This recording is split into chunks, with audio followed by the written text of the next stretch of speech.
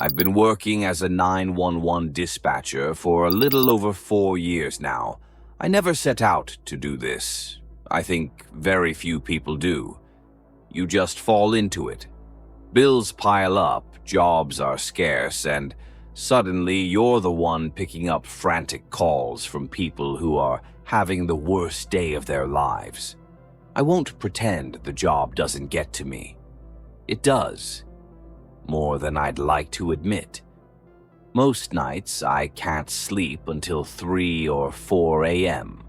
Sometimes I replay the calls in my head. The sobs, the screams, the begging, even the silence. The worst ones always involve children. There's something about a scared kid calling for help that burns itself into your mind and stays there like a splinter. But the call I'm about to tell you about, the one from line 7, was different. Different in a way I can't shake. It came in at 12:03 a.m. on a Thursday. I was on the night shift covering for Dave, who was out with COVID. The office was quiet, lights dimmed, only a couple of other dispatchers working. I had just finished logging a noise complaint when line 7 lit up. The old line we rarely use. It routes through a backup server meant only for legacy connections, though no one remembers why. 911, what's your emergency? I said, putting on my headset. There was a pause, then a whisper. She's in the hallway. It was a boy's voice, soft, young, maybe 8 or 9. Okay, I said calmly. Are you safe? Can you tell me your name? I'm Benji, he said, trembling. She got my mom. I think she's looking for me now. I typed rapidly, signaling the tech next to me to trace the call. Benji, listen to me. Where are you calling from? I need your address. There was a scuffle, a sound like movement on hardwood. The boy gasped, then whispered, 14 Sycamore Lane. Please come quick. She's mad. I flagged the address and dispatched 2 units immediately. It was a small, older house near the edge of town, bordering a stretch of woods. As I relayed instructions to the responding officers, I kept the boy talking. Who's with you, Benji? Is it just you and your mom? No, he said. It's just me now. Mom was in the kitchen. The lights went out and then she screamed. I think she took her. I felt a cold ripple down my spine. Who took her? I asked. The line crackled. Then, the mirror lady. What do you mean by that? She comes out of mirrors. She's got a long neck and no eyes. You can see your reflection in her mouth. I paused. I've heard some weird things before.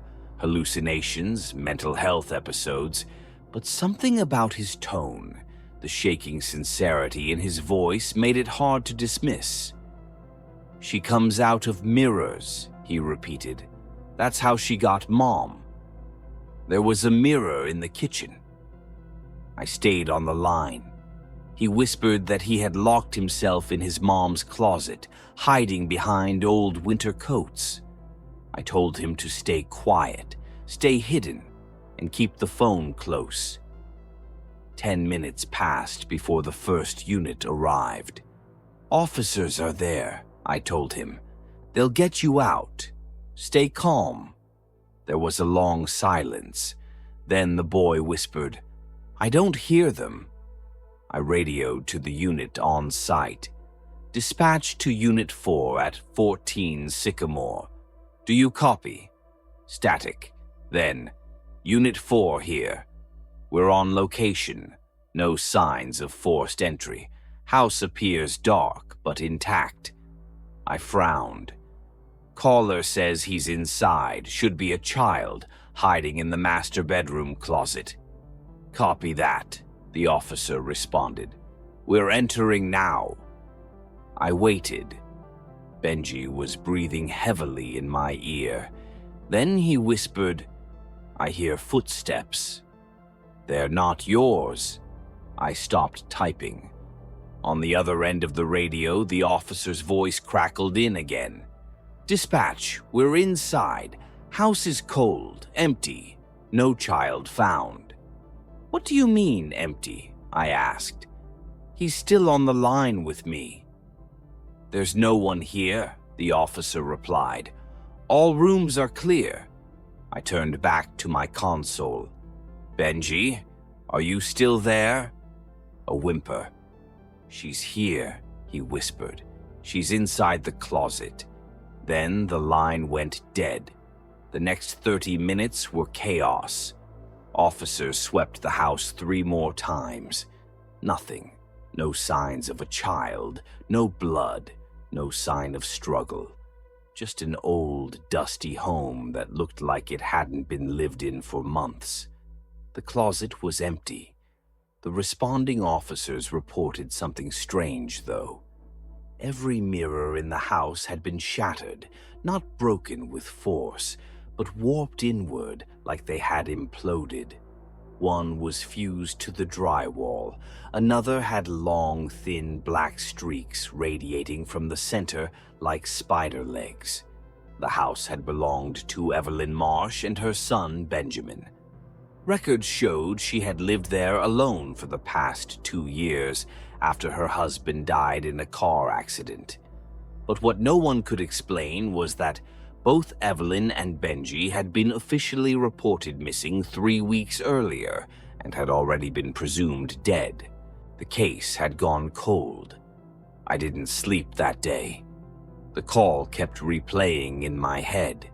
His small voice, the fear, the sudden silence.